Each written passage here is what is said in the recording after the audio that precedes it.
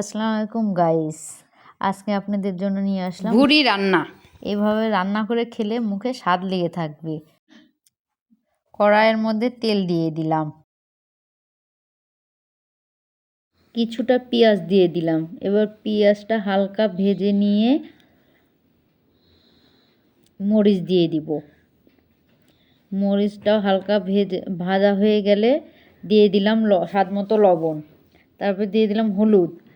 হালকা ভেজে নিয়ে আবার দিয়ে দিব মরিচের গুঁড়া, 1 চামচ দিয়ে দিলাম রসুন বাটা। এবার দিয়ে দিব আদা বাটা 1 চামচ। হালকা ভেজে নিয়ে এবার দিয়ে দিব পেঁয়াজ বাটা 3 চামচ পরিমাণ। হালকা ভেজে নিয়ে 2 চামচ পরিমাণ মরিচ বাটা। এবার দিয়ে দেব তেজপাতা। এবার দিয়ে দিলাম দারচিনি।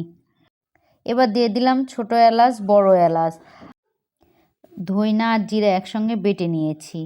এবার কষিয়ে দিয়ে দিলাম ভুড়িটা কষিয়ে নিব।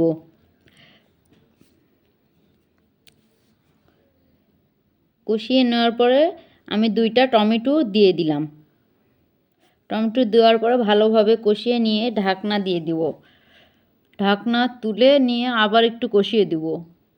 দেওয়ার পর রসুন দিয়ে দিব।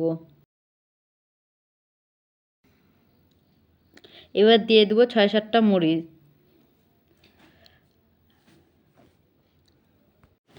আমি ভুড়িতে কোনো রকম পানি ব্যবহার করিনি। ভুড়িতে যা পানি ছিল সেটাই দিয়ে আমার রান্না হয়ে গেছে। 1 গামলা পরিমাণ। ধন্যবাদ আমার ভিডিও দেখার জন্য।